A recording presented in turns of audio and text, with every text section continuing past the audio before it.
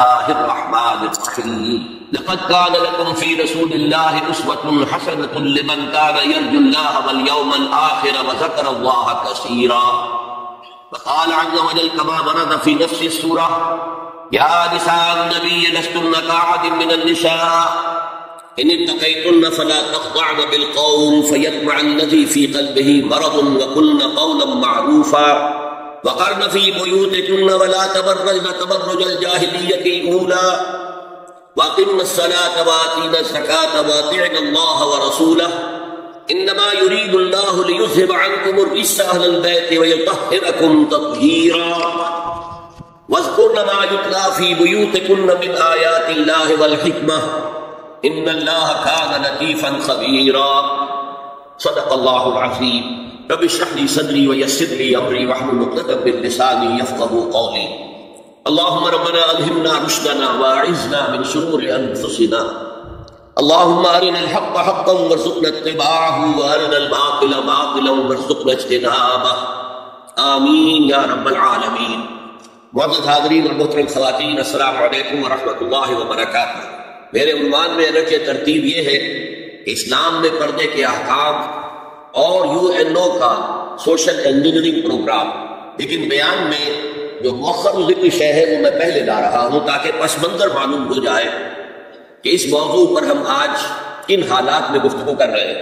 دیکھیے، تقریباً 3 صدیوں سے جو ایک تہذیب یورپ میں پروان چڑھی تھی اور اس کے بعض حصے تو گلوبلائز ہو چکے ہیں پہلے، لیکن ایک آخری حصہ وہ ہے کہ جس کو اب گلوبلائز کرنے کے لیے بہت ہی منظم اور کنسرٹڈ ایفرٹس ہو رہی ہیں.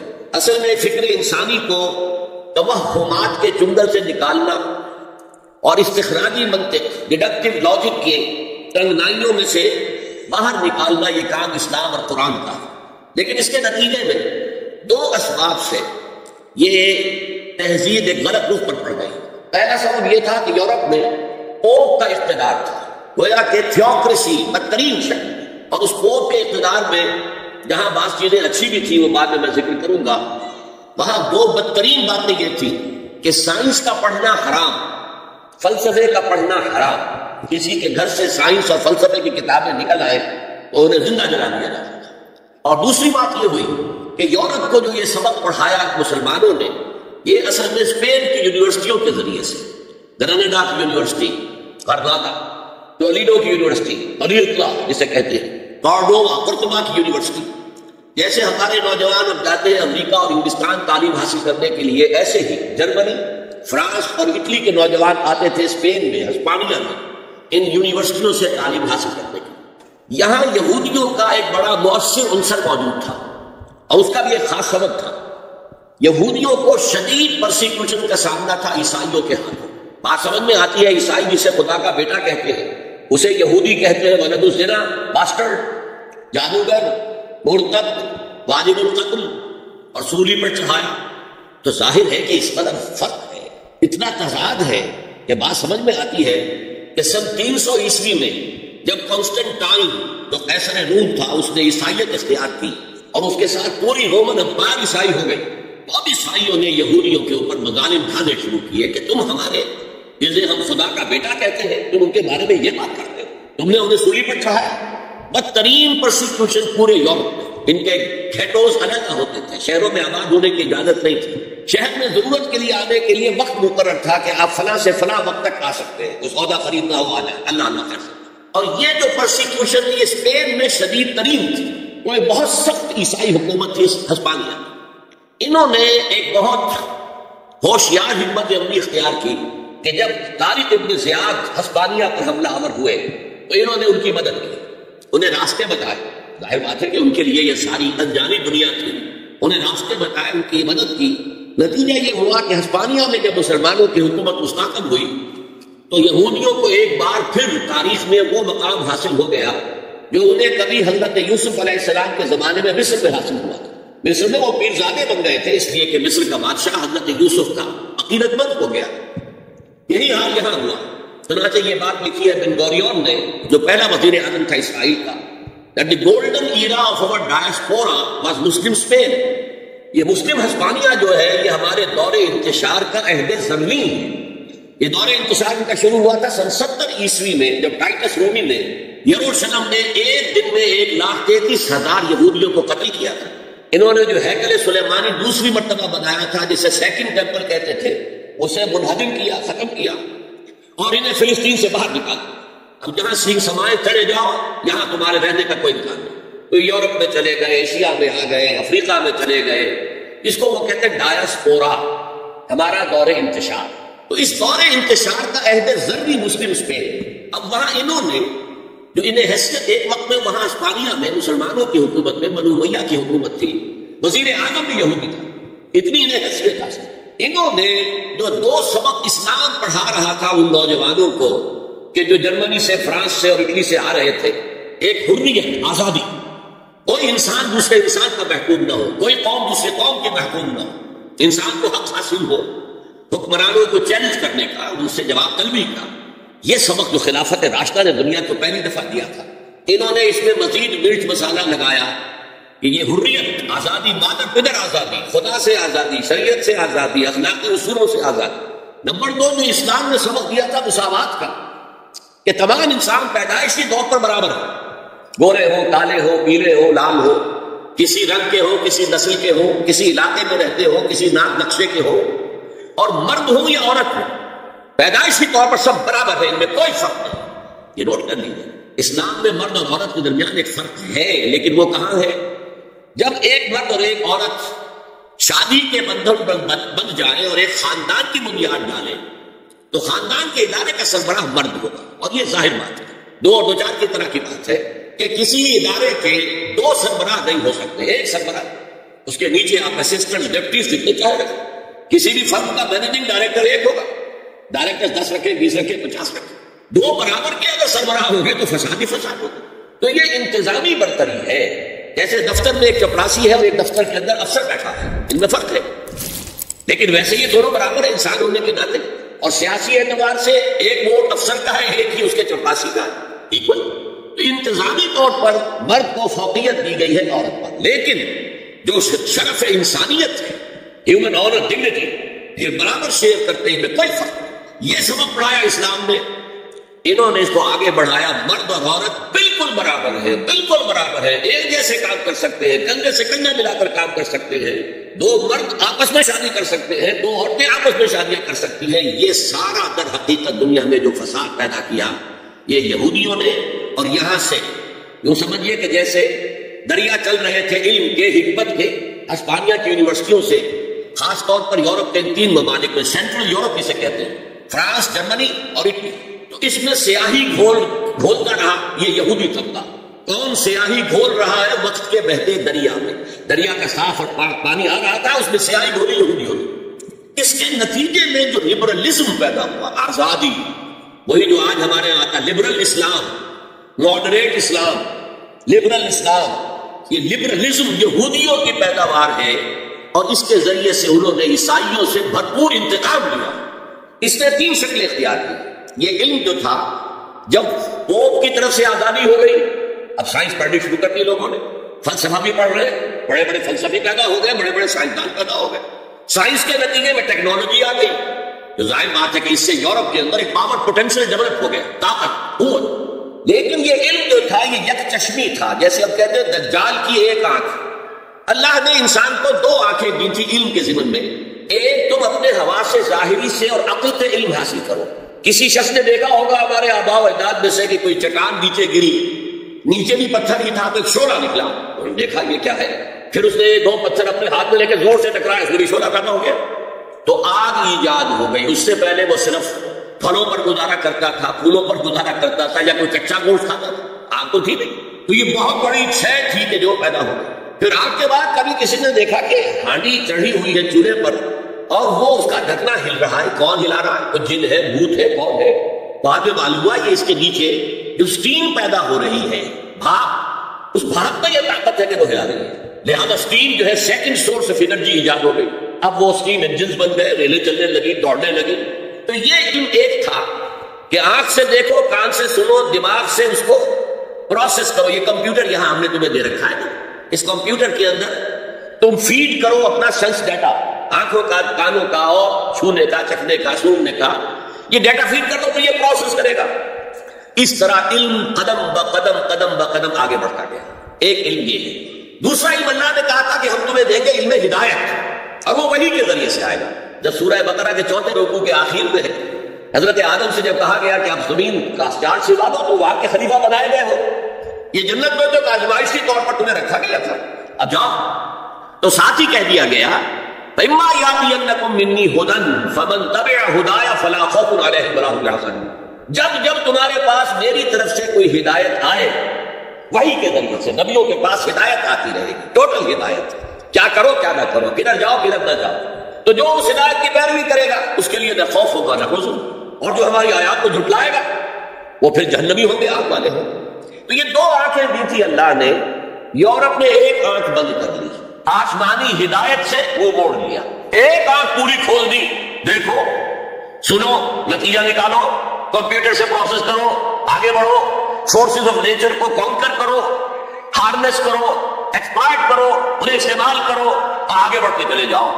تو اس کو میں کہہ رہا ہوں یک چشمی علم، ایک آنکھ والا کانا علم ہے یہ، اس لیے کہ دوسرا جو علم ہدایت تھا وہی کا، اس سے انہوں نے آنکھ بند کر لی. اس نے دنیا کے اندر طاقت پکڑ کر وہ جو کچھ یہودیوں نے یورپ میں داخل کیا تھا اسے گلوبلائز کر دیا. وہ کیا ہے؟ چیزیں 3 ہیں.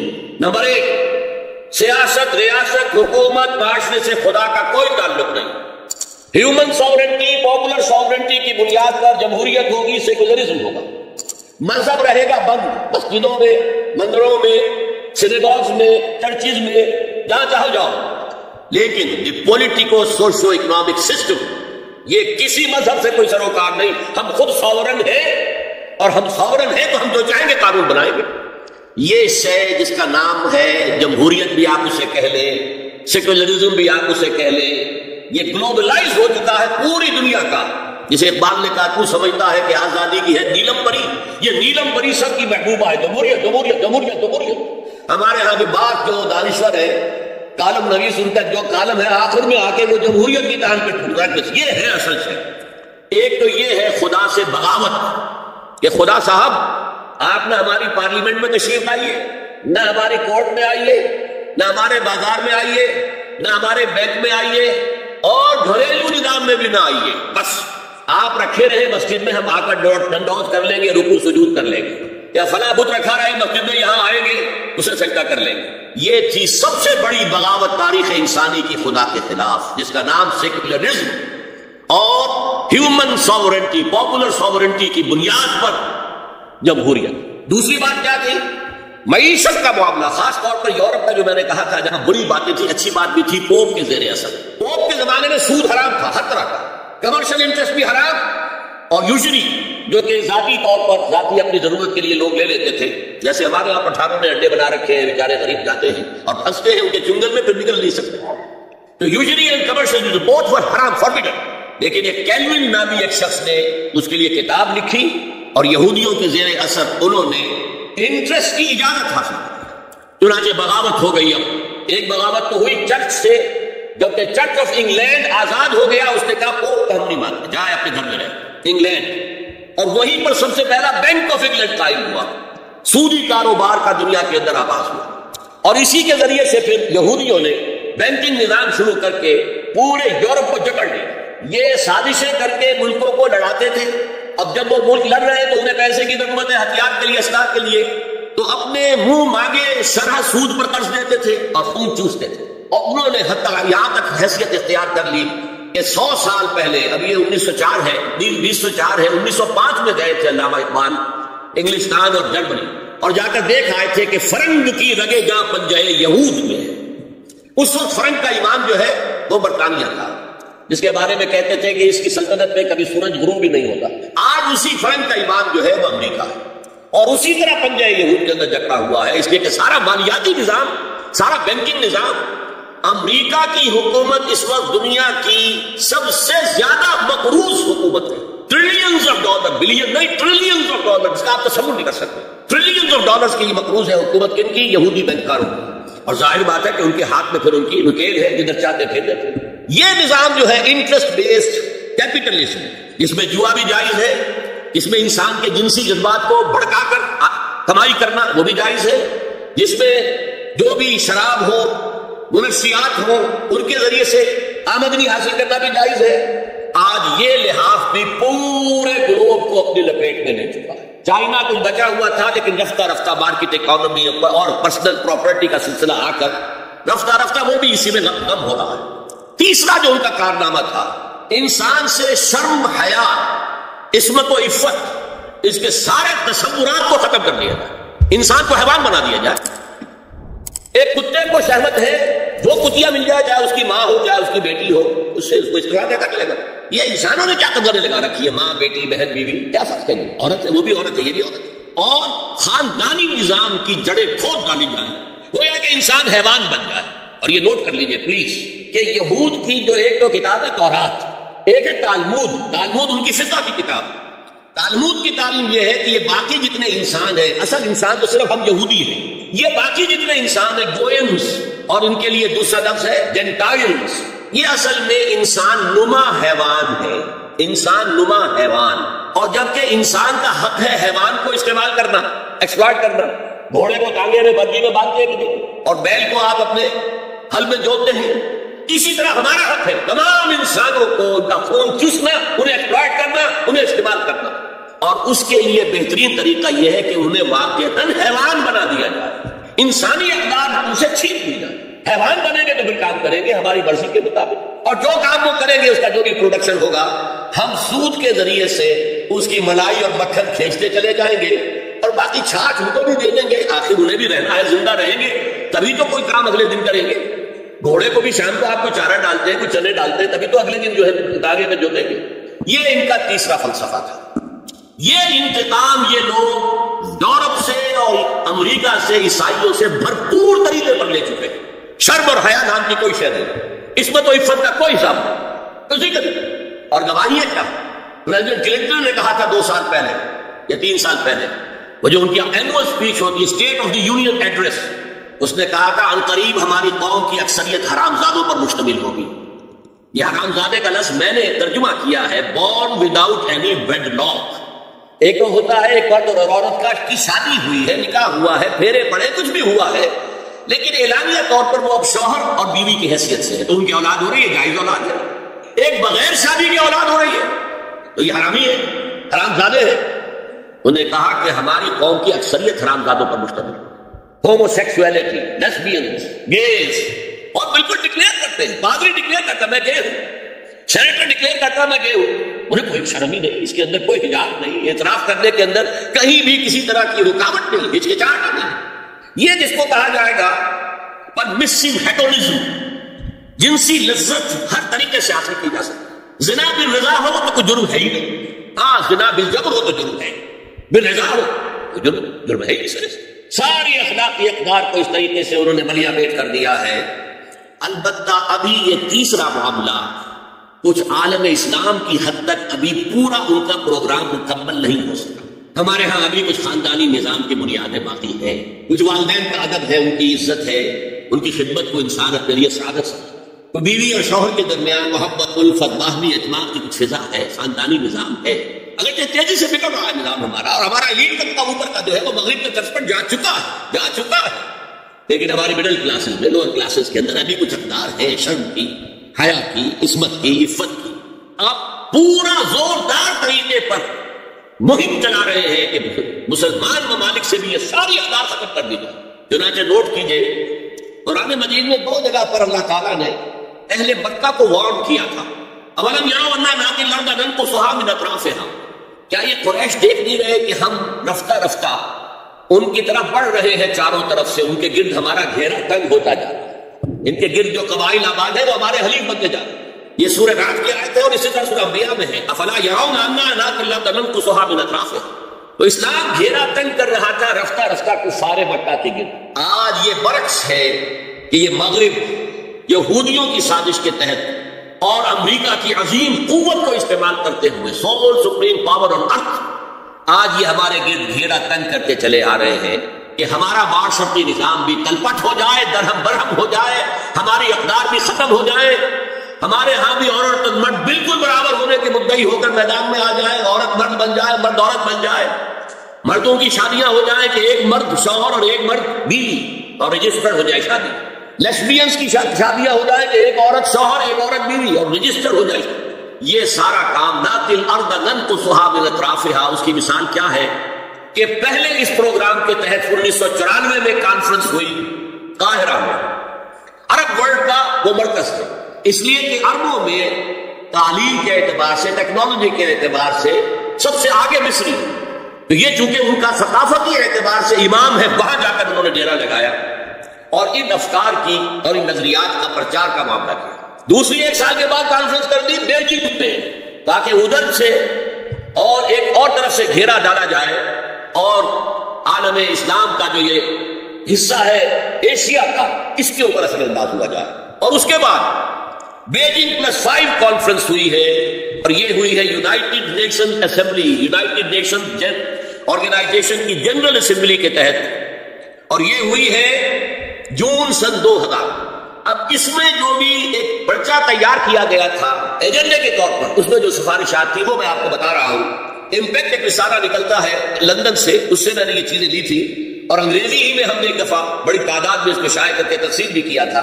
لیکن اس وقت میں صرف آپ کو یہ بتا رہا ہوں کیا فیصلے تھے، کیا کرنا ہے. نام اس کا کیا تھا کانفرنس کا؟ Women 2000 gender equality development and peace for the 21st century. Preparatory document میں نمبر 1 ہومو سیکسولیٹی کو نارمل سیکسول اورینٹیشن قرار دیا جائے. کوئی جرم نہیں ہے مرد مرد سے شہوت داری کرے، عمل قوم لوط، یہ کوئی جرم نہیں، کوئی حرام نہیں، کوئی بری شے نہیں، نارمل اورینٹیشن ہے. یہ مزاج ہے. ایک شخص جو ہے عورت سے اپنی خواہش پوری کرنا چاہتا ہے، ایک مرد سے کرنا چاہتا ہے، تمہیں کیا کرنا. ہومو سیکسول میرجز کو تسلیم کیا جائے، جو تسلیم ہو رہا ہے. یورپ کی کئی ریاستوں میں رجسٹریشن شروع ہو چکی ہے، امریکہ کی، یورپ میں تو پہلے سے، اسکینڈینیوین ملکوں میں پہلے سے موجود. نمبر 3 عورتیں گھر کا کام کاج کرنے سے انکار کر دیں یا اس پر بیج طلب کریں، مزدوری دو، محنت دو تب کام کریں. یہ چولہا جھونکنا، یہ روٹی پکانا، برتن دھونا، یہ اس کے لیے ہمیں کچھ چاہیے، لیبر. نمبر 4 عورتیں حمل اور وضع حمل کی جو تکلیف برداشت کرے اس پر بھی شوہر سے اجرت ہے. نمبر 5 اگر کسی وقت کسی عورت کی طبیعت آبادہ نہ ہو ہم بستری کے لیے اور شوہر مجبور کرے تو اسے میریٹل ریپ قرار دیا جائے. یہ زنا بالجبر ہوگا جس کی سزا دی گئی. شوہر اور بیوی کا معاملہ ہے، وہ بیوی کی طبیعت کسی وجہ سے آبادہ نہیں ہے اور شوہر انسسٹ کر رہا ہے تو یہ میریٹل ریپ، شادی شدہ ریپ، شادی شدہ لوگوں کے مابین زنا بالجبر شمار ہوگا.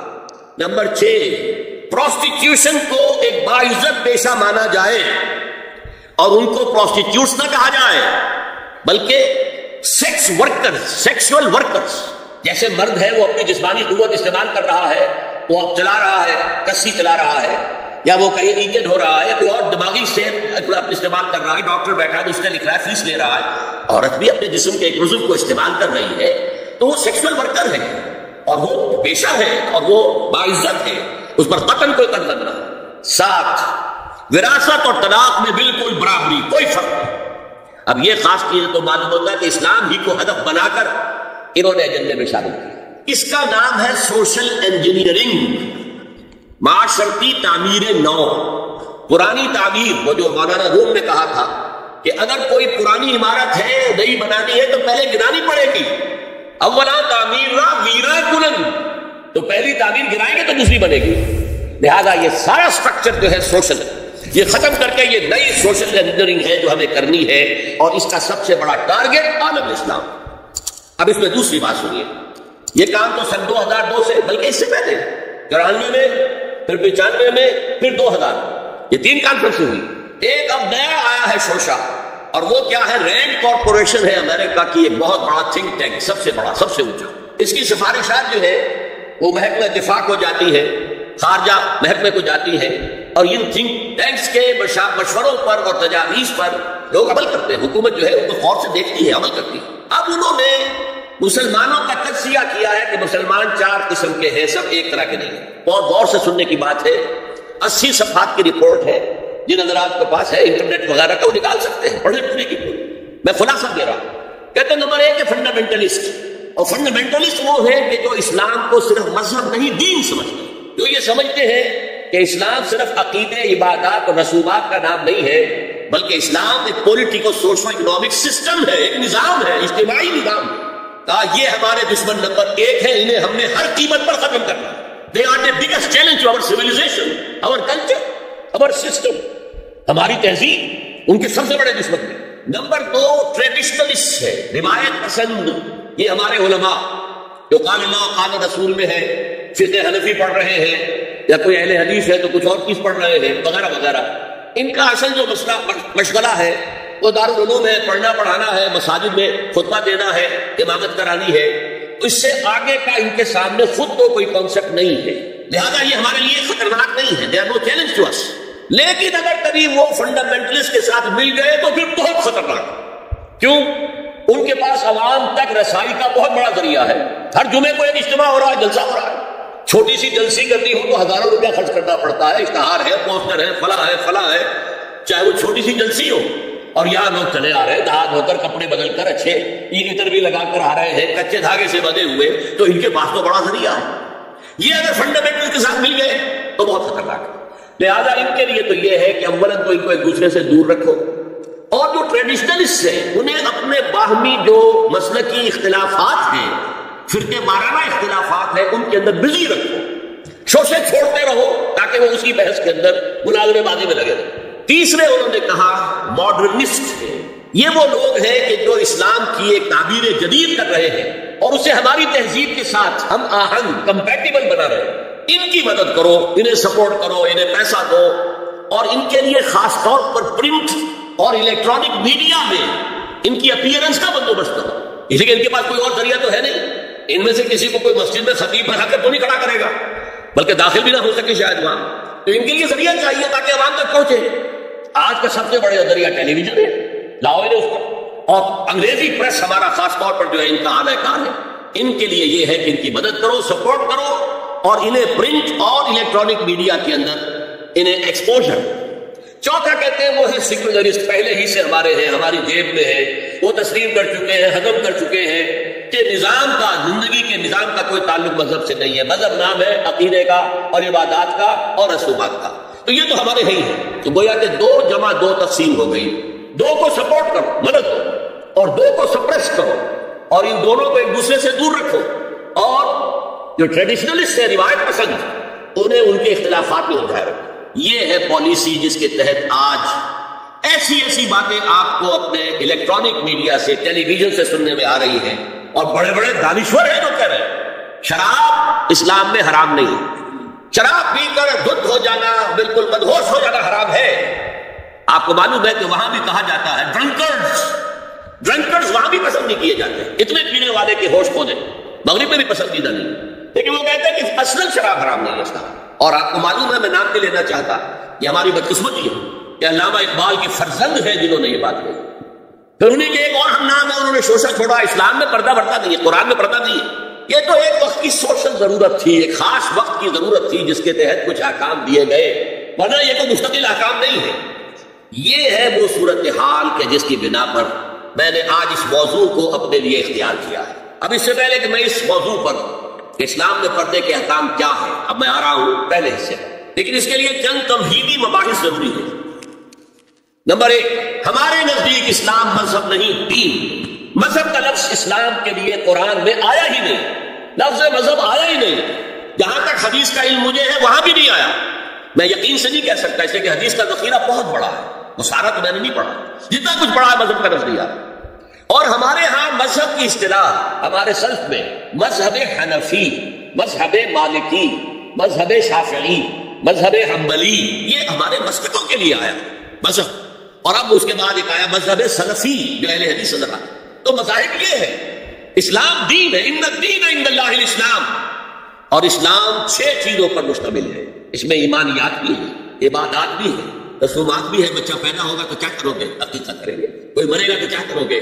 نہلائیں گے، کفن دیں گے، نماز جنازہ پڑھیں گے، پھر دفن کریں گے۔ یہ رسومات ہے ہماری سوچ۔ شادی ہوگی تو کیا ہوگا؟ ایجاب و قبول ہوگا، اعلان عام ہوگا۔ یہ تینوں چیزیں بھی اسلام میں ہیں، سیاسی نظام اسلام میں ہے، معاشی نظام اسلام میں ہے، معاشرتی نظام اسلام میں ہے۔ اسلام کا قانون تعزیرات ہے، حدود ہے، اسلام کا دیوانی قانون ہے، اسلام کا قانون وراثت ہے، اسلام کا قانون شہادت ہے، زندگی کا کوئی گوشہ نہیں ہے جس کے بارے میں کہ اسلام نے ہمیں تعلیمات نہ دی۔ تو اسلام مذہب بھی ہے، لیکن صرف مذہب نہیں ہے بلکہ حقیقتاً دین ہے، یعنی مذہب کے تینوں اجزاء اور پولیٹک اور سوشو اکنامک سسٹم مکمل مل کر اسلام بنتا ہے۔ نمبر 2، اسلام صرف قرآن پر قائم نہیں ہے۔ یہ منکرین حدیث نے اپنا نام جو ہے اہل قرآن رکھ کر بہت بڑا دھوکہ دیا ہے مسلمانوں کو۔ وہ منکر حدیث، منکر سنت، وہ سمجھتے ہیں کہ بس قرآن کافی ہے، اور حضور کا جو حکم دیا گیا اطاعت کا بار بار، اطیعوا اللہ واطیعوا الرسول، اطیعوا اللہ واطیعوا الرسول، وہ اس وقت کے امام اور لیڈر ہونے کی حیثیت سے بس ان کی زندگی میں ان کی اطاعت تھی، ہمیشہ نہیں۔ یہ ہمارا موقف نہیں ہے، امت کا نہیں ہے۔ ہمارے نزدیک دو ہیں بنیادیں، کتاب اللہ و سنت رسول، اللہ کی کتاب اور اس کے رسول کی سنت صلی اللہ علیہ وسلم۔ اور اللہ کا شکر ہے پاکستان کے دستور میں قرارداد مقاصد بھی ہے تو اس میں دونوں موجود ہیں، اللہ کی کتاب اور رسول کی سنت۔ اور دفعہ 227 کے اندر جو کہا گیا ہے no legislation will be done here dependent to the Quran and the Sunnah, قرآن اور سنت کی جمع کیا۔ یہ دوسری بات ہے، چور دروازے ایسے ہیں، یہ منافقت کا پلندہ ہے ہمارا دستور پاکستان کا، کہ ان دفعات کے ہوتے ہوئے بھی اسلام نافذ نہیں ہو رہا۔ چور دروازے ایسے کیے ہیں کہ وہ انفیکٹو ہیں، لیکن عملاً شکل جو ہے نظری طور پر کم سے کم یہ ہے کہ کتاب اور سنت کو تسلیم کیا گیا ہے ہمارے دستور میں۔ تیسری بات بہت اہم ہے جو آج فلسفی بن کر سامنے آئے ہیں پردے کے خلاف، قرآن پر تدبر کرنے میں دو پہلو ہمیشہ سامنے رہنے چاہیے۔ ایک ہے اس کی تعویل خاص، ایک ہے تعویل عام۔ اس کو سمجھ لیجئے، اصطلاحات سے آپ ڈر نہ جائیں۔ دیکھیے قرآن ایک خاص دور میں اترا، 610 عیسوی سے 632 عیسوی تک 22 برس میں قرآن نازل ہوا حجاز میں۔ مکی صورتیں ہیں تو مکہ بھی حجاز میں ہے، مدنی صورتیں تو مدینہ بھی حجاز میں ہے۔ تبوک کے آتے جانے میں اگر کچھ اتنی ہے تو وہ بھی حجاز ہے، تبوک بھی اسی کا آخری سرا ہے۔ ہجرت کے دوران اتنی ہے تو وہ بھی حجاز ہے، تو یہ حجاز میں اترا، اور وہی لوگ اس کے اولین مخاطب تھے۔ لہذا قرآن مجید میں جو چیز بھی نازل ہوئی ہے وہ اس وقت کے ماحول کے ساتھ کوئی نہ کوئی اس کی نسبت تھی، تبھی وہ سمجھ سکتے تھے۔ ہوا میں باتیں تو نہیں ہو سکتی، لیکن قرآن ہدایت ہے ابد الآباد تک کے لیے، یہ صرف اس وقت کے لیے ہدایت نہیں، آج بھی یہی ہدایت ہے، قیامت تک یہی ہدایت رہے گی۔ علامہ اقبال جیسا مدبر اور مفکر فلسفی، اسے بھی اگر ہدایت میں تسکین ملی ہے تو نہ کہیں جہاں میں اما ملی جو اما ملی تو کہاں ملی میرے جرم خانہ خراب کو تیرے عفو بندہ نواز میں۔ زندگی کے آخری دور میں صرف قرآن پڑھتے تھے، کوئی فلسفے کی کتاب نہیں، قرآن۔ لہذا قرآن میں ہدایت ہے اقبال کے لیے بھی، 20ویں صدی کے فلسفی کے لیے بھی ہدایت ہے۔ جو بھی زمانے کے اندر مسائل پیدا ہوں گے ان سب کا حل موجود ہے۔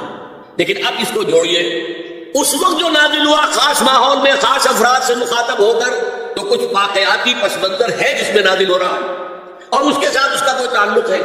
اسے کہتے ہیں اگر آپ اس پس منظر میں رکھ کر قرآن کی آیات پر غور کریں گے، یہ تعویل خاص ہے، خاص اس پس منظر میں رکھ کر قرآن کی آیت پر غور کریں، اور یہ ضروری ہے، انسائٹ حاصل ہوتی ہے اس سے۔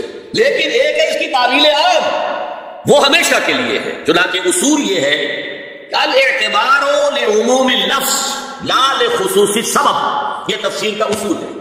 اصل اعتبار کیا جائے گا الفاظ کے عموم کا، نہ کہ سبب نزول کے خصوص کا اعتبار کیا جائے گا، ہمیشہ کے لیے جنرلائز کیا جائے گا۔ یہ احکام آئے ہیں اور ان کے الفاظ کو دیکھیں گے، ان پر نگاہیں جمائیں گے اور اسے احکام نکالیں گے۔ تین باتیں ہو گئی، ایک اسلام صرف مذہب نہیں دین ہے، دوسرے اسلام صرف قرآن پر مبنی نہیں ہے، قرآن پر تو صرف قرآن پر تو نماز کا نظام بھی نہیں بنتا۔ دو آدمی جو ہے متفق نہیں ہو سکتے نماز پر اگر آپ سنت کو نکال دیں۔ کس دلیل سے مغرب کی 3 رکعتیں ہیں؟ کہیں لکھا ہے قرآن میں؟ سجدے کا ذکر ہے، رکوع کا ذکر ہے، فلاں کا ذکر ہے، لیکن کہیں ترتیب لکھی ہے کہ پہلے کھڑے رہو، تکبیر تحریمہ کہو، سورہ فاتحہ پڑھو، پھر یہ کرو کچھ، پھر رکوع میں جاؤ، پھر کھڑے ہو، پھر سجدے میں جاؤ، پھر بیٹھو، پھر سجدے میں جاؤ، پھر کھڑے ہو، یہ کہیں ترتیب لکھی ہے؟ یہ جو 1400 برس گزرنے کے باوجود انڈونیشیا کے آخری جزیرے سے لے کر موریتانیہ تک نماز کے بارے میں کیا اختلاف ہے؟ 5 نمازوں میں اختلاف ہے، رکعتوں کا اختلاف ہے، ہر رکعت کی ترتیب کا اختلاف ہے، کوئی زیادہ رفعتین ہے یا نہیں ہے، بعد میں آمین زور سے کہہ دیا یا خاموشی سے کہہ۔ بس میں یہ کہا کرتا ہوں، مجھے پہلا احساس ہوا تھا جب میں نے پہلا حج کیا 62 میں، وہاں جو نظر آیا نقشہ، خانہ کعبہ کے گرد کھڑے ہوئے، ایک سرکل، دوسرا، تیسرا، چوتھا، شیعہ بھی ہیں، سنی بھی ہیں، بریلوی بھی ہیں، دیوبندی بھی ہیں، اصحاب ظاہر بھی ہیں، خارجی بھی آ گئے ہیں، کوئی سب ہے سب، لیکن کہیں بھی نماز کی ڈرل جو ہے وہ نہیں ٹوٹتی۔ مطلب یہ کہ اگر کسی کا خیال یہ ہوتا کہ جیسے رکوع ایک ہے ایک رکعت میں تو سجدہ بھی ایک ہی ہے، تو وہ ایک سجدہ کر کے کھڑا ہو جاتا اور دوسرا سجدے کے اندر گرا ہوا ہوتا تو ٹوٹ جاتی جمعیت ختم. اور وہ کھڑے ہونے والا کہتا کہ یہ دادا گر گئے سجدے میں جب وقت قیام آیا, اب تو کھڑے ہونے کا وقت تھا, یہ کیا دوبارہ سجدے میں گر گئے؟ نہیں. اتنے مسلک, اتنی قومیتیں, اتنی زبانیں, اتنے علاقے, نماز ایک ہی ہے, کہیں ڈرل نہیں ٹوٹتی, جمعیت ختم نہیں ہوتی. یہ سب سنت کی برکت ہے. تو اسلام کی بنیاد قرآن و سنت پر ہے, اور قرآن سے تدبر کرنے کے لیے قرآن پر اور استنباط کرنے کے لیے تعویل خاص پر بھی نظر ہونی چاہیے. You get the background جس کے اندر کہ وہ آیات نازل ہوئی, ٹھیک ہے, لیکن ان کی عام تعویل کی جائے گی کہ یہ ہمیشہ کے لیے اس سے کیا قانون جو ہے وہ مستمت ہوتا ہے. اب چوتھی بات دیکھیے, عرب کا جاہلی معاشرہ جو ہے اس کا معاشرتی نظام کیا تھا؟ کیا وہاں عورتیں ننگی رہتی تھی؟ کیا وہاں کوئی خاندانی نظام نہیں تھا؟ یہ نہ سمجھیے کہ وہاں کوئی اس طرح کا معاملہ تھا کہ کوئی خلا تھا. نمبر ایک, ان کا قبائلی نظام بہت مضبوط تھا, اور جب قبائلی نظام مضبوط ہوتا ہے تو خاندانی نظام بہت مستحکم ہوتا ہے. قبیلہ خاندانوں کے مجموعے کا نام ہے. نمبر دو, شرفاء کی جو خواتین ہوتی تھی ان کے عام لباس کے علاوہ دو چیزیں اور ان کے استعمال میں رہتی تھی. ایک خمار, اوڑھنی, گھروں کے اندر وہ اوڑھنی اوڑھتی تھی. ایک جلباب, لمبی سی چادر کہ جب باہر نکلتی تھی تو اس میں اپنے پورے جسم کو لپیٹ لیتی تھی لیکن چہرہ نہیں چھپاتی. یہ جلباب کا لفظ قرآن میں آیا, خمار کا خمر ہننا, جلابی میں ہننا, یہ الفاظ انہیں معلوم تھے نا, ان کے ذیل استعمال تھے نا, ورنہ کوئی نیا لفظ کہاں سے آ جاتا. تو جلباب اور خمار ان کے لباس کا حصہ تھا. گھر میں اوڑھنی اور باہر نکلے تو بڑی چادر میں اپنے آپ کو لپیٹ لے, لیکن چہرہ نہیں چھپانا. سر کے اوپر بھی ضروری نہیں ہے کہ کچھ ہے ہو. البتہ نہ گھر کے اندر کوئی مخلوط اجتماعات کی کوئی پابندی تھی. مرد ہیں, عورتیں ساتھ میں بیٹھے, باتیں ہو رہی ہیں, خوش گپیاں ہو رہی ہیں, کھانا کھا رہے ساتھ مل کر جیسے آج نسل میں ہے. اور نہ ہی اور باہر جو ہے کوئی مخلوط جو ان کے اجتماعات تھے ان کے اوپر کوئی پابندی تھی. ایک جو ہے مخلوط معاشرہ تھا. لیکن نمبر تین, وہاں ایک طبقہ تھا کنیزوں کا. کنیزیں, باندیاں, عام خادمائیں, انہیں جاریات بھی کہہ دیتے تھے, چھوکریاں. ان کا جو ہے معاملہ یہ تھا کہ ان کے لیے نہ کوئی جلباب تھی, نہ کوئی خمار تھا. یہ ننگے سر, ننگے منہ, چہرہ کھلا ہوا آتے تھی. لباس کے لیے کوئی بہت زیادہ ان کے کوٹ نہیں تھے. بے پردگی, عریانی, بے حیائی اور بے شرمی, یہ سب ان میں تھے. یہاں تک کہ ان کے آقا ان سے پروسٹیٹیوشن بھی کرواتے تھے, جس کو کہ روکا ہے قرآن میں آ کر سورہ نور کے اندر. ذریعہ بناتے تھے آمدنی کا. تیری کنیز ہے, کوئی اسے استعمال کرے, پیسے دے, کمائی ہے نا اس کی, میرے پاس آئے گی میری کنیز. تو یہ پروسٹیٹیوشن, قہوہ گری جو ہے یہ بھی ان کے اندر عام تھی. تو یہ دو طبقے ہو گئے, شرفاء کی خواتین اور یہ عام چھوکریاں, خادمائیں, باندیاں, کنیزیں, جاریات. اور ان سے چھیڑ چھاڑ کرنے کا لوگوں کو حق تھا. وہ بازار میں نکلے تو وہ چھیڑے گا, کیونکہ وہ تو ان کا معاملہ یہ ہے. پروسٹیٹیوشن کے لیے بھی جب آبادہ ہے یا ایک ہے معاملہ چل رہا ہے پروسٹیٹیوشن کا بھی, تو چھیڑ چھاڑ کے اندر تو کوئی بھی رکاوٹ ہے نہیں. اس پس منظر میں دیکھیے اسلام نے جو معاشرتی چینجز کی ہے, جو معاشرتی اصلاحات کی ہے, ان کے ہدف کیا ہے؟ پہلا ہدف مضبوط خاندانی نظام.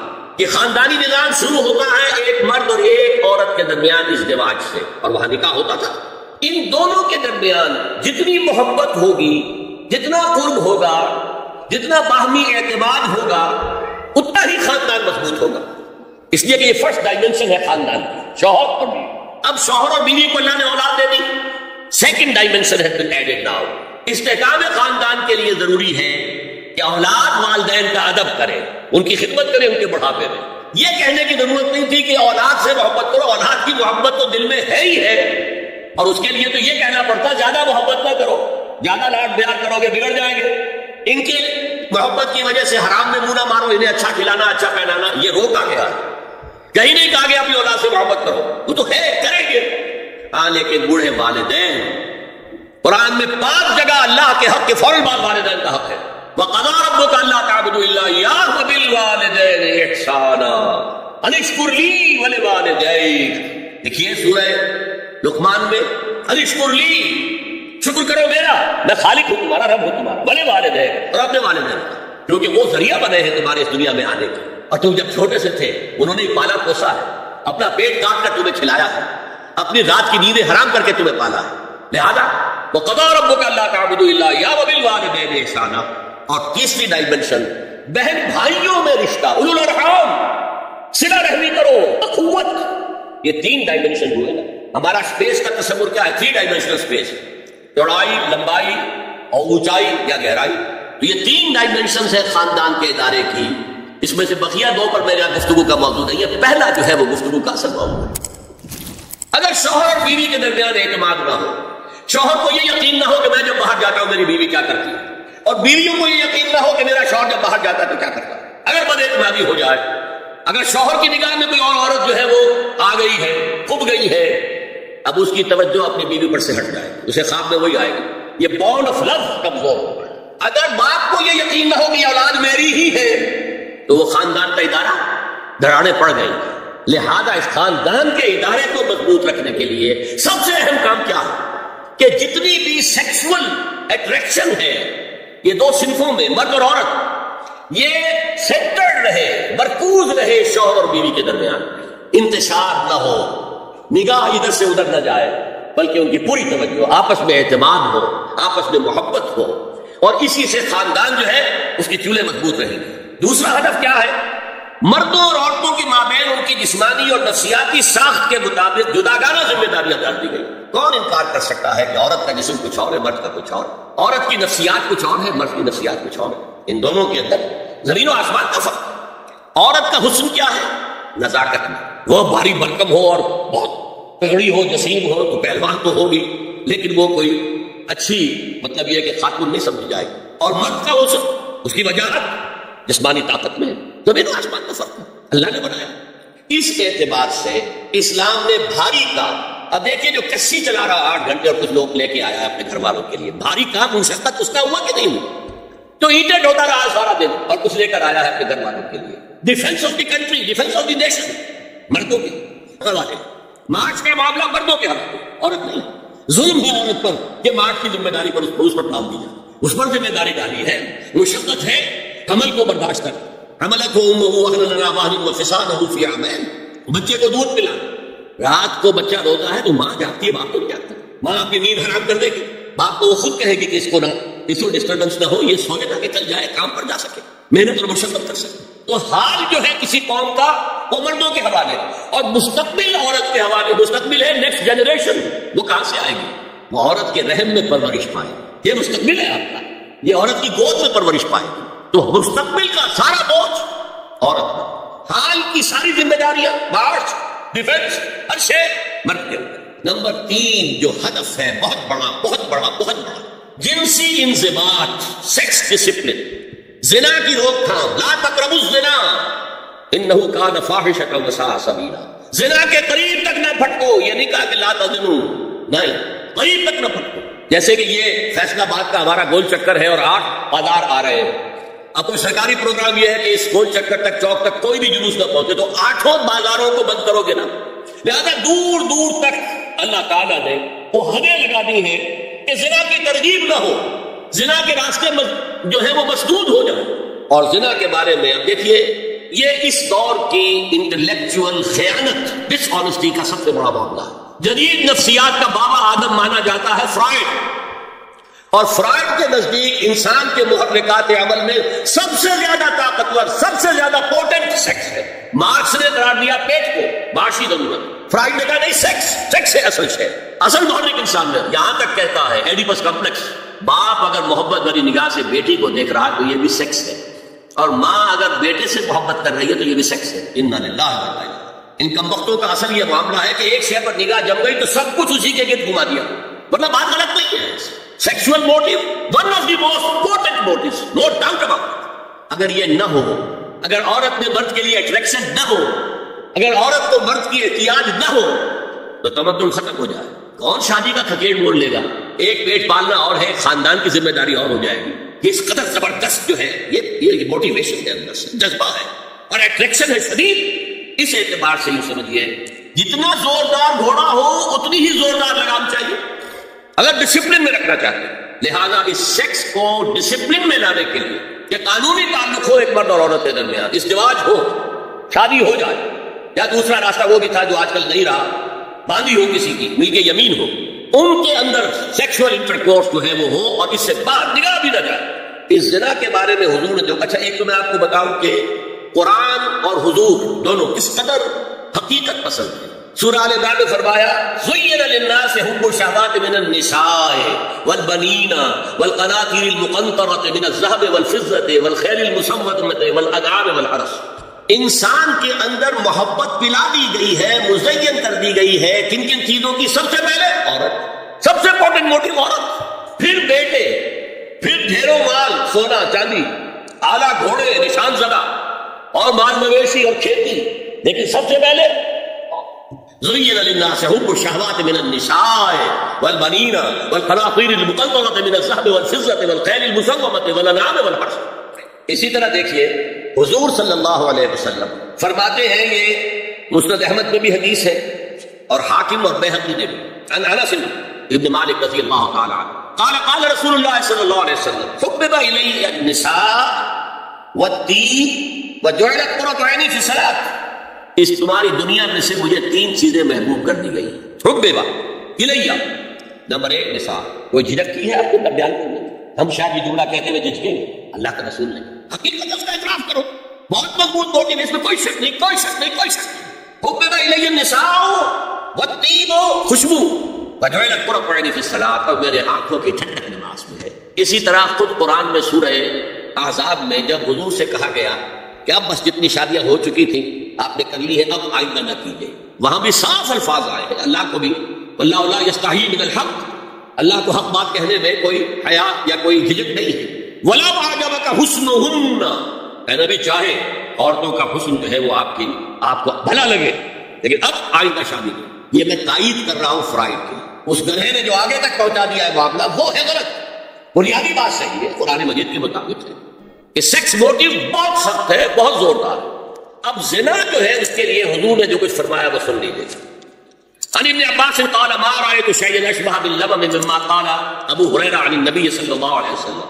حضور کی حدیث ہے ان اللہ كتب على ابن آدم حظه من الزنا ادرک ذلك لا محالہ، اللہ تعالیٰ نے ہر انسان کا زنا میں ایک حصہ لکھ دیا ہے جو اس کو پہنچ کر رہے گا۔ فزنا العین النظر، آنکھوں کا زنا ہے نامحرم عورت کو دیکھنا، یہ بھی زنا ہے۔ اگر زنا کو روکنا ہے تو یہاں پر بھی قدغن لگے گی۔ ایک جگہ آیا ہے جس میں النظر سہم، یہ تیر ہے، یہ نظر جو ہے نگاہوں کے تیر، یہ تو آپ شاعری کے اندر بھی اور گانوں کے اندر بھی نگاہوں کے تیر سنتے ہیں کہ نہیں سنتے؟ النظر سہم، یہ تیر ہے۔ وزن اللسان النطق یا منطق، زبان کا زنا ہے کسی عورت سے گفتگو کر کے چٹخارے لے، عورت کی آواز میں بھی ایک نوچ ہے، مسلم ہے، اللہ تعالیٰ نے اسے سراپا ایسا بنایا کہ مرد کے لیے اس کی ہر شے کے اندر اٹریکشن، اس کی آواز میں اٹریکشن۔ والنفس تمنا و تشتہی، اور باقی رہ گیا نفس، وہ تمنا کرتا ہے کہ اب میں اس سے آگے بھی بڑھوں اور زنا بھی کر لوں، والفرد یصدق ذلک کلہ اور یکذب، لیکن یہ ہو بھی سکتا ہے نہیں بھی ہوتا، لیکن یہ زنا تو کر چکا نا، کان کا زنا اس نے کر لیا، آنکھ کا زنا اس نے کر لیا، زبان کا زنا اس نے کر لیا۔ ایک تو زنا کی تعریف میں لایا۔ ایک اور روایت ہے جو مسلم میں ہے، عن ابی ہریرہ كتب على ابن آدم نصيبه من الزنا مدرك ذلك لا محالة فالعينان زناهما النظر والأذنان زناهما الاستماع واللسان زناهما الكلام واليد زناها البطش والرجل زناها الخطأ والقلب يهدي وتنى۔ یہ زبان کا بھی زنا ہو رہا ہے، کان کا بھی زنا ہو رہا ہے، ہاتھ کا بھی ہو رہا ہے، کہیں لمس کیا ہے عورت کے جسم کو، ہاتھ ملایا ہے اس سے، اور چل کر کہیں جا رہا ہے دیکھنے کے لیے، یہ پاؤں کا زنا ہو رہا ہے۔ یہ ہے زنا کی شکلیں جو محمد رسول اللہ صلی اللہ علیہ وسلم نے بیان کی۔ تو زنا کا روک تھام، زنا کی جو ہمارے معاشرتی اہداف کے اندر بہت اہم ہے، بہت اہم ہے، بہت، ورنہ معاشرت کو جھوٹ کا شکار ہو جائے۔ میاں بیوی میں اعتماد نہیں ہے، بے اعتمادی کی فضا میں اولاد جو پلے گی اس کی منفی نفسیات ہوگی، کبھی مثبت نفسیات نہیں ہو سکتی۔ والدین میں محبت ہے، آپس میں اعتماد ہے، تو ایک دوسرے پر اعتماد ہے، ایک دوسرے کا لحاظ ہے، ایک دوسرے کی دلجوئی ہے، ایک دوسرے کی مدد ہے۔ یہ ساری چیزیں جو ہے وہ ایک فضا پیدا کرتی ہے گھر کے اندر، وہ ایک نارمل، ایک صحت مند فضا جس میں کہ نئی نسل پروان چڑھے گی، تو وہ ایک پازیٹیو اور مثبت نفسیات لے کر پیدا۔ اچھا اور دیکھیے اس میں کیا کیا کچھ حضور کی طرف سے آئے ہیں۔ حضرت جابر بن عبداللہ فرماتے ہیں من قال یؤمن باللہ والیوم الاخر فلا یخلون بامرأة لیس معها ذو محرم فإن ثالثهما الشیطان، رواه احمد۔ دیکھو جو شخص بھی اللہ پر اور یوم آخر پر ایمان رکھتا ہو وہ کبھی کسی اجنبی عورت کے ساتھ خلوت میں نہ رہے، ملاقات نہ کرے جس کے ساتھ کہ اس کا کوئی محرم شامل نہ ہو۔ کوئی عورت آئی ہے آپ سے مسئلہ پوچھنے کے لیے، اس کا باپ، اس کا بیٹا، اس کا بھائی، اس کا شوہر ساتھ ہونا چاہیے، اکیلے نہیں۔ اس لیے کہ ثالثہما الشیطان، جہاں یہ ایک مرد اور ایک عورت جو ایک دوسرے کے لیے نامحرم ہے، جب ملیں گے تیسرا وہاں شیطان موجود ہے۔ اسی طرح حضرت ابن عباس کی روایت ہے، لا یخلون رجل بامرأۃ الا ومعها ذو محرم ولا تسافر المرأة الا مع ذی محرم، کوئی مرد کسی عورت کے ساتھ خلوت میں نہ ہو، اکیلے نہ ہو، مگر یہ کہ اس عورت کے ساتھ اس کا محرم موجود ہو، اور کوئی عورت سفر نہ کرے جب تک کہ اس کے ساتھ محرم موجود نہ ہو۔ اب آئیے چھٹی بات، اسلام میں جو اصلاح کی گئی ہے مختلف میدانوں میں، اس کے دو اصول ہیں۔ نمبر ایک، تدریج سے اصلاح ہوتی ہے، ایک دم نہیں۔ نمبر دو، اصلاح کا عمل گھر سے شروع ہونا چاہیے، چیریٹی بگنز ایٹ ہوم۔ اب میں مثلا مثال دے رہا ہوں، دیکھیے شراب کی حرمت کے ضمن میں 3 درجوں میں حرمت ہوئی ہے۔ سورہ بقرہ میں فرمایا گیا یسألونک عن الخمر والمیسر قل فیہما اسم کبیر ومنافع للناس واسمہما اکبر من نفعہما۔ بات اے نبی، آپ سے پوچھ رہے ہیں شراب اور جوئے کے بارے میں، سے کہہ دیجیے ان دونوں میں بہت بڑے گناہ کی بات ہے، اگرچہ لوگوں کے لیے نفع بھی ہے، لیکن ان کا گناہ نفع سے بہت بڑھ کر ہے، اشارہ دے دیا۔ بہت سے صحابہ نے اسی آیت پر شراب نوشی ترک کر دی، جو معلوم ہوا which way the wind is blowing، اب ہوا کا رخ کیا ہے، کہاں جا رہی ہے۔ پھر آگے سورہ نساء میں آیت آگے وَلَا تَقْرَبُوا الصَّلَاةَ وَأَنْتُمْ سُكَارَىٰ، دیکھو اگر تم نشے کے اندر ہو شراب کے تو نماز کے قریب مت جاؤ، پتہ نہیں تم کیا کرنا شروع کر دو، تو غالب کی شیعہ غزلی پڑھنی شروع کر دو، کھڑے ہو کر کیا پتہ۔ ایک اور مل گیا پوائنٹر، نماز جیسی شے سے روکنے والی شے جو عبادت دین ہے وہ تو بہت بری شے ہے، بہت سے لوگوں نے اس کے بعد چھوڑ دی۔ پھر آخری آیت آئی ہے یا ایھا الذین آمنوا انما الخمر والمیسر والانصاب والازلام رجس من عمل الشیطان، یہ شیطانی اعمال ہے، گندگی کے اعمال ہیں، فاجتنبوہ لعلکم تفلحون، تو ان سے بچو، اجتناب کرو تاکہ تم فلاح پاؤ۔ انما یرید الشیطان ان یوقع بینکم العداوۃ والبغضاء فی الخمر والمیسر، یہ شیطان یہ چاہتا ہے کہ شراب اور جوئے کے ذریعے سے تمہارے مابین دشمنی پیدا کرے۔ شراب میں آدمی لڑ پڑا، جوئے کے اندر بھی ہارتا ہارتا ہارتا آخر کھڑا ہو جاتا مارکیٹ کے اوپر تیار، ہلاک کرتا۔ فرمایا تو انما یرید الشیطان ان یوقع بینکم العداوۃ والبغضاء فی الخمر والمیسر ویصدکم عن ذکر اللہ وعن الصلاۃ فہل انتم منتہون، تو باز آتے ہو کہ نہیں؟ یہ بڑا دھمکی کا انداز ہے۔ اب کچھ لوگ کیا کہتے ہیں جی یہاں پہ حرام کا لفظ نہیں آیا، انا للہ و انا الیہ راجعون، ہل انتم منتہون، باز آتے ہو کہ نہیں؟ اس سے زیادہ روکنے کا کوئی معاملہ ہو سکتا، اور حدیث میں رسول آ گیا ما اسکر کثیرہ فقلیلہ حرام، جو شے اگر زیادہ مقدار میں ہو اور نشہ لے آئے تو اس کی چھوٹی مقدار بھی حرام ہے، شراب کا ایک قطرہ بھی حرام ہے۔ لیکن آج کہہ رہے شراب حرام ہے تاکہ مغرب مان لے کہ ہاں یہ تو بڑے ماڈریٹ لوگ ہیں، بڑے لبرل لوگ ہیں، روشن خیال ہے، یہ کوئی دقیانوسی نہیں ہے، یہ فنڈامنٹلسٹ نہیں۔ اسی طریقے سے یہ جو معاشرتی معاملے میں اصلاح کا دائرہ شروع ہوا ہے، اس میں ہم دیکھتے ہیں کہ ابتدا میں ازواج مطہرات سے خطاب ہے، جسے دلیل بنا لیا بعض لوگوں نے، یہ احکام تو صرف ازواج مطہرات کے لیے ہے، حالانکہ میں نے اصول میں نے بتا دیا، چیریٹی بگنز ایٹ ہوم، جیسے حضور فرماتے تھے انا اول المسلمین، دیکھو میں تمہیں اسلام کی دعوت دے رہا ہوں، سب سے پہلا مسلمان میں خود ہوں، انا اول المؤمنین، میں تمہیں ایمان کی دعوت دے رہا ہوں، پہلا مومن میں ہوں۔ تو جب تک انسان اپنے کردار سے بات واضح نہ کرے تو واعظ جو ہے وہ مفید نہیں ہوتا، مؤثر نہیں۔ لہذا سب سے پہلے بات جو کی گئی وہ کی گئی ہے حضور کی ازواج مطہرات سے۔ اب اس زمن میں جو اصلاحی اعمال آئے ہیں، احکام ان کو نوٹ کر لیجیے۔ ان کا آغاز ہوا ہے تدریجی اعتبار سے سورہ احزاب سے، اور سورہ احزاب سے 5 ہجری میں جو ہے نازل ہوئی ہے۔ ان کی تکمیل ہوئی ہے سورہ نور میں جو سن 6 ہجری میں نازل ہوئی۔ اور ایک بہت خوبصورت بات کہی، یہ مولانا امیر حسن اصلاحی نے مجھے بتایا کہ ان کے استاد حبیب الدین فراہی نے یہ کہا کہ سورہ احزاب میں گھر سے باہر کے پردے کا بیان ہے اور سورہ نور میں گھر کے اندر کے پردے کا بیان ہے۔ تو اصلاحی صاحب کہتے تھے کہ اس جملے نے میری آنکھیں کھول دی اور قرآن مجید روشن ہو گیا میرے ساتھ، ورنہ اگر یہ بات سامنے نہ ہو تو آدمی اٹکتا ہے، جگہ جگہ پر اشکالات پیدا ہوتے ہیں۔ دیکھیے سورہ احزاب میں کیا کیا گیا، نمبر 1 پہلے خطاب ازواج مطہرات سے، بعد میں عموم عام کر دیا گیا۔ نمبر 2 بتایا گیا کہ عورت کا اصل کردار کیا ہے، اس کی اصل جگہ کیا ہے، گھر۔ نمبر 3 استیزان کے حکم کا آغاز ہو گیا کہ گھروں میں اجازت یہ بغیر داخل نہ ہو، لیکن یہاں بھی صرف نبی کے گھر کی بات ہوئی، عام نہیں۔ پھر محرموں کی ایک چھوٹی فہرست ہے جو سورہ احزاب میں آ گئی ہے، اور گھر سے باہر کے پردے کا حکم آ گیا، یہ سورہ احزاب۔ سورہ نور میں استیزان اب عام کر دیا، کسی بھی گھر میں داخل مت ہو جب تک اذن نہ دے۔ یہ دیکھیے تدریج، پہلے حضور کے گھروں میں داخل نہ ہو، اب کسی بھی گھر میں داخل نہیں ہو سکتے بغیر استیزان کے۔ اور احادیث مبارکہ میں اتنی سختی آئی ہے، میں بعد میں آپ کو بتاؤں گا۔ دوسری یہ کہ گھر کے اندر پردہ، جو محرموں سے پردہ، محرموں سے پردہ، محرم کون ہوتا ہے سمجھ لیجیے، محرم وہ ہے جس سے کبھی بھی کسی شکل میں کسی حالت میں شادی نہ ہو سکے۔ اب ایک آدمی جو ہے اس کے گھر میں فرض کیجئے کہ ایک بہن ہے، تو اس بہن کی دوسری بہن سے وہ شادی نہیں کر سکتا، لیکن اگر وہ بیوی مر گئی تو کر سکتا ہے کہ نہیں، اس لیے وہ محرم نہیں ہے، نا محرم، سالی نا محرم ہے۔ آپ کا بھائی ہے، اس کی بیوی ہے، بھابھی ہے آپ کی، آپ دیور ہیں، بھابھی سے شادی تو نہیں کر سکتے، لیکن اگر بھائی کا انتقال ہو جائے تو آپ شادی کر سکتے، تو شادی ہو سکتی ہے تو وہ محرم نہیں ہوا، وہ نامحرم۔ محرم صرف وہی ہے جس سے کبھی کسی حال میں شادی کا امکان ہوا۔ اس کی ابتدائی فہرست جو ہے سورہ احزاب میں ہے، تفصیلی فہرست جو ہے وہ سورہ نور میں ہے۔ اب دیکھیے گھر کے اندر بیٹھنے سے متعلق کیا بات کہی گئی۔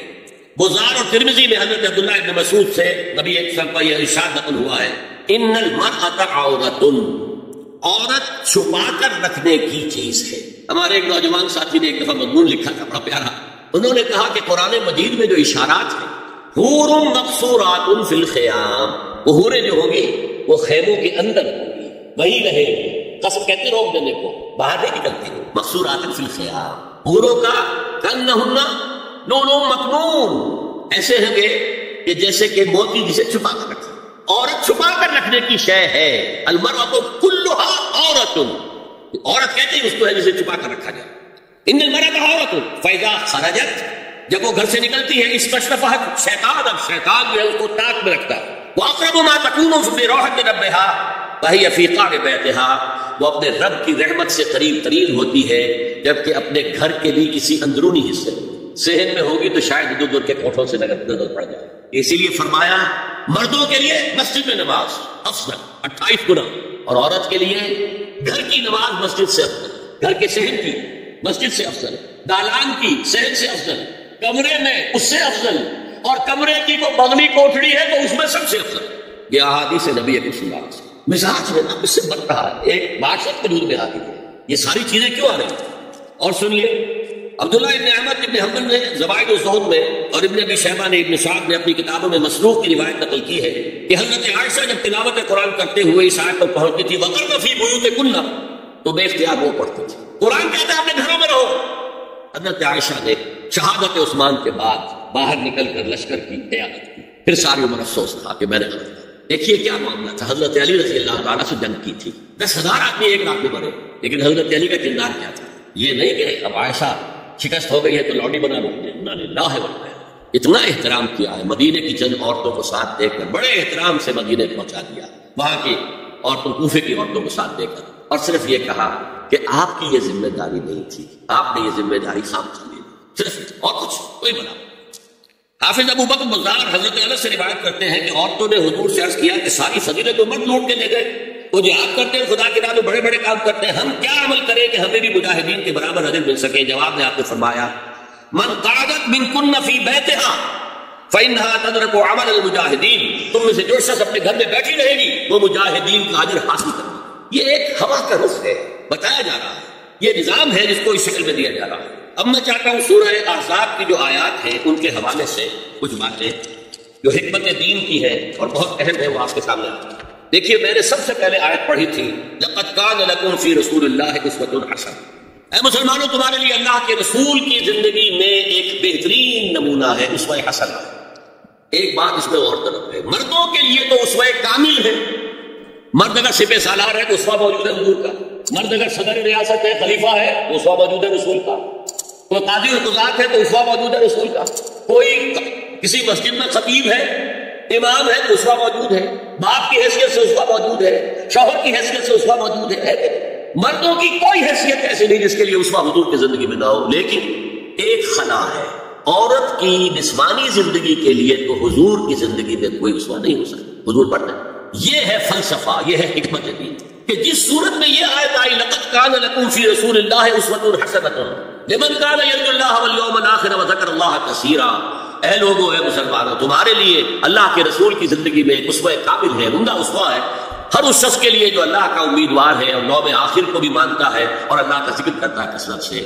اب اس کا اس خلا کو پور کیسے کیا جائے؟ حضور کی ازواج کو بنایا گیا اسوہ خواتین کے لیے، اور یہی ایک بہت سی اور بھی حکمتیں ہوگی، ایک حکمت یہی تعدد ازدواج میں ہے، اور حضرت عائشہ کی اتنی کم عمر میں شادی کرنے میں ہے کہ دیر تک وہ امت کو پڑھاتی رہی، شوہر اور بیوی کے درمیان خالص پرائیویٹ معاملات کے اندر بھی ہدایت دیتی رہی۔ آخر وہ بھی انسان کی ضرورت ہے کہ نہیں؟ آپ کو معلوم ہے ایک مرتبہ بعض صحابہ نے آ کر کہا حضور یہ یہودی جو ہے ہم پر طنز کرتے ہیں کہ تمہارے نبی تمہیں بڑی چھوٹی چھوٹی باتوں کا حکم دیتے ہیں۔ آپ نے فرمایا تو ہاں، ہمارے نبی نے تو ہمیں استنجا کرنا بھی سکھایا، بجائے کسی کمپلیکس کے انفیریورٹی کے سپیریورٹی کی بات کرو۔ استنجا ضروری شے نہیں ہے، گندگی سے نجات پانا ضروری شے نہیں ہے، طہارت ضروری شے نہیں ہے، ہمارے نبی نے تو استنجا کرنا بھی سکھایا۔ تو تعلق زن و شوق کون بتائے گا؟ حضور بتائیں گے کہ ازواج کو ضرورت ہوتی ہے، بڑا مسئلہ ہے، روزے میں کہاں تک جا سکتا ہے انسان، آپ کو کون بتائے ازواج مطہرات کو؟ تو اسوہ بنانے کے لیے دیکھیے یہ آیات آئی ہیں، یہ 3 آیتیں سورہ احزاب کی، یوں سمجھیے کہ نچوڑ ہے اس مسئلے میں۔ یا نساء النبی لستن کاحد من النساء، اے نبی کی بیویوں تم عام عورتوں کے مانند نہیں ہو۔ تو کیا وہ عورتیں نہیں تھیں؟ عورتیں تو تھیں، کیا ان کے احساسات عورتوں والے نہیں تھے؟ وہ تو تھے۔ کیا بات، تم نبی کی بیویاں ہو، تمہیں اسوہ بننا ہے۔ ان اتقیتن فلا تخضعن بالقول، اگر تمہیں واقعی اللہ کا تقوی اور خوف ہے تو کسی اجنبی سے اگر بات کرنے کی ضرورت پیش آ جائے تو اپنی آواز میں لوچ مت پیدا کرو۔ وَيَطْمَعَ الَّذِي فِي قَلْبِهِ مَرَضٌ، کہ جس شخص کے دل میں کوئی روگ ہے، گندگی ہے، وہ کوئی آس لگا بیٹھے کہ یہ جو مجھ سے گفتگو کر رہی ہے، جس انداز میں کر رہی ہے، جس لگاوٹ کے ساتھ کر رہی ہے، تو کوئی نہ کوئی موقع ہے میرے لیے۔ اِنَّا لِلَّهِ وَإِنَّا إِلَيْهِ رَاجِعُونَ، کڑک آواز میں بات وَقُلْ قَوْلًا مَعْرُوفًا، اور معروف بات کہو، صرف اس سے آگے بڑھنے کی کوئی ضرورت نہیں۔ وَقَرْنَ فِي بُيُوتِكُنَّ وَلَا تَبَرَّجْنَ تَبَرُّجَ الْجَاهِلِيَّةِ الْأُولَىٰ، اور قرار پکڑو اپنے گھروں میں، وقار کے ساتھ رہو اپنے گھروں میں، تمہاری اصل جگہ گھر ہے، باہر نکلنا تمہارا کام نہیں۔ ہاں ضرورت ہو سکتی ہے، اس کا بعد میں ذکر آ جائے گا، لیکن فلسفہ کیا ہے؟ عورت کی اصل جگہ اس کا گھر ہے۔ یہ ڈیوٹیز کی تفصیل کر دی گئی ہے اللہ کی طرف سے، اس میں عورت کا اصل مقام اس کا گھر ہے۔ میں حدیث سنا چکا ہوں کہ جب گھر سے عورت نکلتی ہے تو شیطان تاکتا ہے اس کو، اور پھر ظاہر بات ہے کہ اس سے جو فتنے پیدا ہوتے ہیں وہ سب شیطان کے ذریعے سے ہوتے ہیں۔ وَلَا تَبَرَّجْنَ تَبَرُّجَ الْجَاهِلِيَّةِ الْأُولَىٰ، اور جو جاہلیت تھی، اسلام کے آنے سے پہلے کا جو دور تھا، اس میں جس طرح تم بد سمر کر اور لوگوں کی نگاہوں میں آنے کے لیے نکلتی تھی، اب وہ طریقہ اختیار نہ کرو۔ دیکھیں یہ بھی ایک بڑا نفسیاتی نکتہ ہے۔ مرد کے اندر قوت ہے، وہ اپنی قوت کا ظہور چاہتا ہے، کبھی جی چاہتا ہے دیوار کو کندھا دے مارے، راستہ چلتے کسی کو لگا کندھا، قوت ضرور چاہتا ہے۔ عورت کے پاس سب سے بڑا سرمایہ اس کا جسمانی حسن ہے، جسمانی طاقت تو نہیں ہے نا، اس کے اندر ایک ارج ہے کہ اپنے آپ کو ظاہر کرے۔ اس کا نام تبرج، بروج کہتے تھے ان برجیوں کو کہ جو فصیلے کے اوپر ہوتی تھی، اور ظاہر بات ہے دور سے مسافر آ رہا تو پہلے تو برجی نظر آتی تھی نا، تو نگاہوں میں آنا، نگاہوں میں کھپنا، یہ تبرج، تو تم جس طرح پہلے بناؤ سگھار کر کے نکلا کرتی تھی، اور تبرج الجاہلیہ اب چھوڑو۔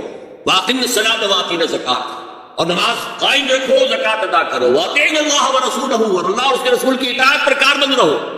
اب آئے الفاظ جو اہم ترین ہے، انما يريد الله ليذهب عنكم الرجس اهل البيت ويطهركم تطهيرا، اے نبی کے گھر والیوں، اللہ یہ چاہتا ہے کہ تم سے ہر طرح کی برائی، ہر طرح کی ناپاکی کو دور کر دے اور تمہیں پاک کر دے۔ پاک کرنا کر خوب خوب خوب خوب، تطہیرا، یطہرکم تطہیرا، کیوں؟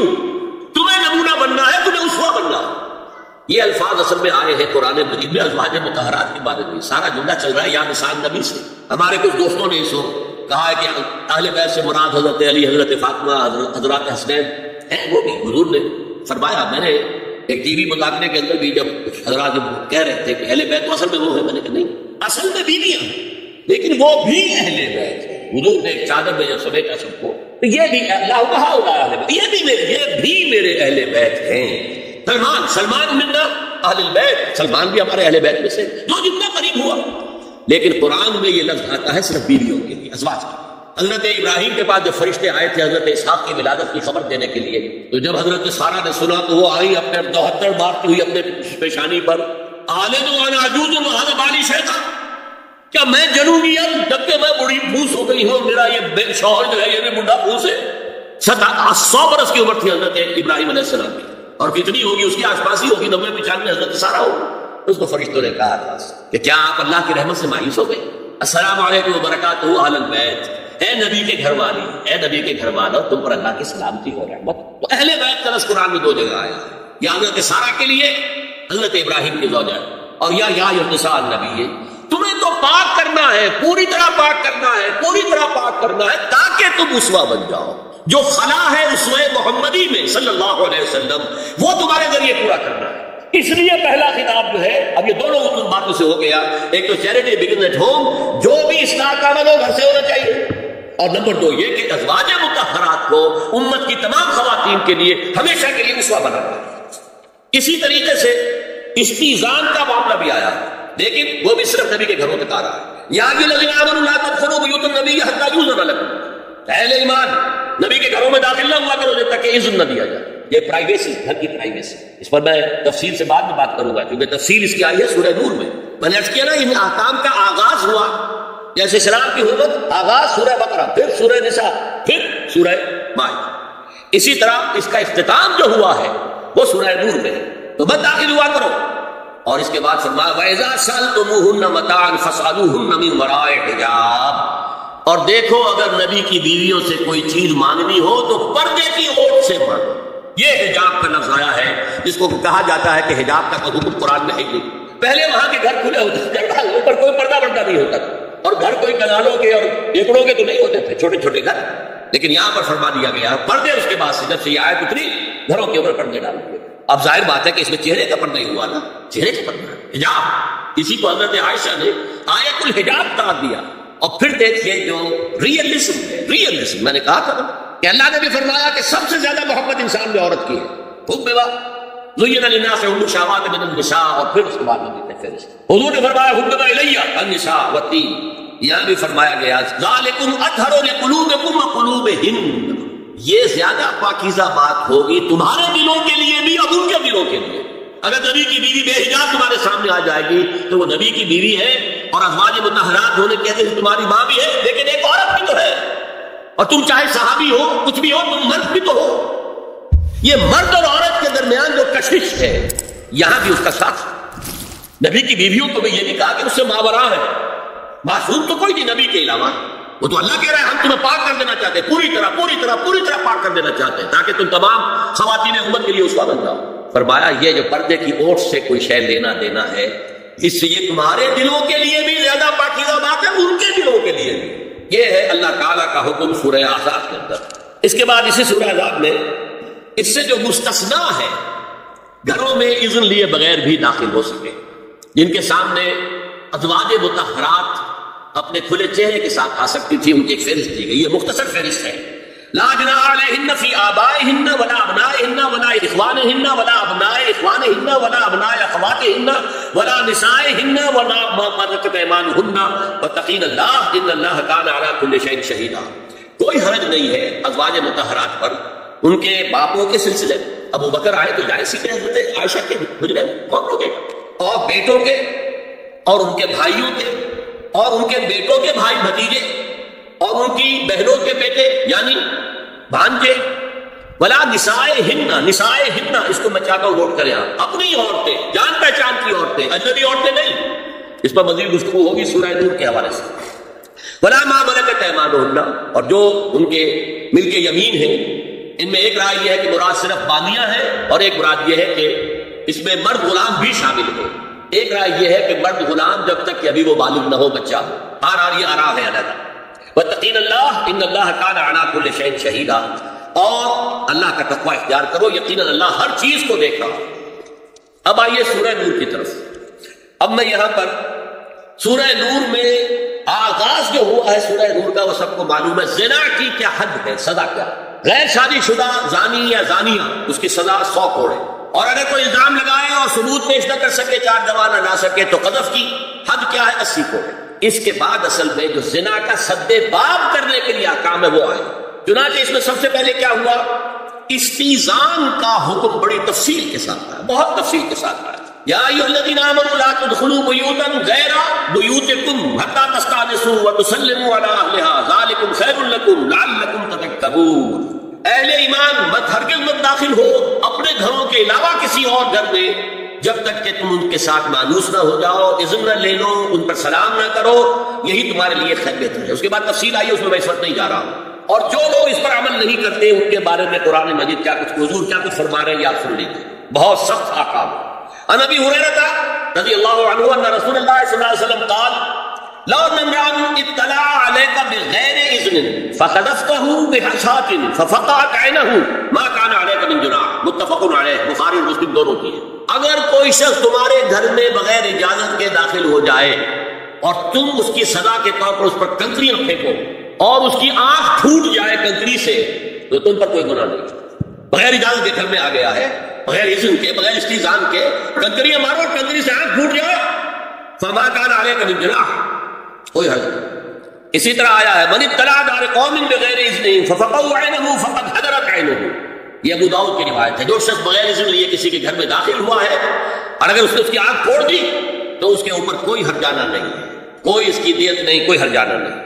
اجازت لینے کے ذمن میں کیا ہے؟ حضور نے طریقہ بتایا، 3 مرتبہ پکارنے کی حد مقرر کر دیا، فرمایا اگر تیسری مرتبہ پکارنے پر بھی جواب نہ آئے تو واپس ہو جاؤ۔ قرآن میں بھی ہے اذا قیل لکم ارجعوا فارجعوا، اگر وہ کہتے چلے جاؤ، ملاقات نہیں ہو سکتی چلے جاؤ۔